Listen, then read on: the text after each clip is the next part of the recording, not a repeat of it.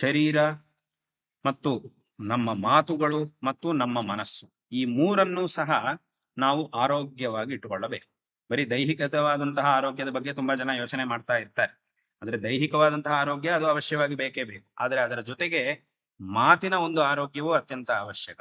ಮನಸ್ಸಿನ ಒಂದು ಆರೋಗ್ಯವೂ ಅತ್ಯಂತ ಅವಶ್ಯಕ. ಒಬ್ಬ ವ್ಯಕ್ತಿ ಅಸಂಬದ್ಧವಾಗಿ ಮಾತಾಡ್ತಾನೆ, ಅಥವಾ ಇನ್ನೊಬ್ಬರಿಗೆ ನೋವು ಉಂಟಾಗುವ ಹಾಗೆ ಮಾತಾಡ್ತಾನೆ, ಅಥವಾ ಏನೋ ಅರ್ಥವಿಲ್ಲದೆ ಏನೇನೋ ಇಷ್ಟ ಬಂದ ಹಾಗೆ ಮಾತಾಡ್ತಾನೆ, ಒರಟಾಗಿ ಮಾತಾಡ್ತಾ ಇರ್ತಾನೆ ಅಂತಂದ್ರೆ ಅವನ ಬಾಯಿ, ಅವನ ವಾಕು ಆರೋಗ್ಯವಾಗಿಲ್ಲ ಅಂತ ಅದರ ಅರ್ಥ.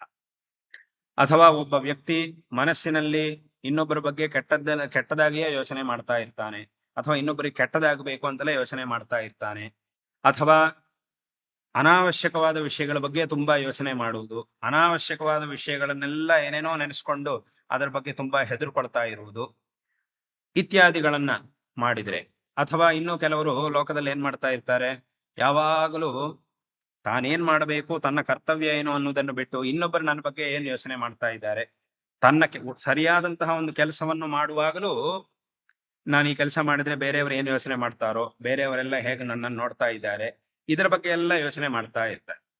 ಇಂತಹ ಒಂದು ಕೆಲಸವನ್ನು ಮಾಡು, ಇದು ನಿನಗೆ ಒಳ್ಳೆಯದು ಅಂತ ಒಬ್ಬರು ದೊಡ್ಡವರು, ನಮ್ಮ ಹಿರಿಯರು ಪ್ರಾಮಾಣಿಕವಾಗಿ ನಮಗೆ ಹೇಳಿದ ಮೇಲೆ ಅದನ್ನು ನಾವು ಚೆನ್ನಾಗಿ ಮಾಡಬೇಕು. ಹಾಗೆ ಮಾಡದೆ ಅವರೇನ್ ತಿಳ್ಕೊಳ್ತಾರೋ, ಇವರೇನ್ ತಿಳ್ಕೊಳ್ತಾರೋ ಅಂತ ಹಾಗೆ ಯೋಚನೆ ಮಾಡುವುದು, ಅಥವಾ ಏನ್ ಮಾಡಿದ್ರು ಇದಾಗುತ್ತೋ ಇಲ್ವೋ ಬೇಡ ಅಂತ ಆಗುವಂತಹ ಕೆಲಸಗಳ ಬಗ್ಗೆಯೂ ಸಹ ಹೀಗೆ ಯೋಚನೆ ಮಾಡುವುದು, ಈ ರೀತಿಯಾಗೆಲ್ಲ ಮಾಡಿದರೆ ಅದು ಆ ಮಾನಸಿಕವಾದಂತಹ ಅನಾರೋಗ್ಯಕ್ಕೆ ಇದು ಸೂಚಕ. ಅದರಿಂದ ಇಂತಹ ಅನಾರೋಗ್ಯ ನಮಗಿರಬಾರದು.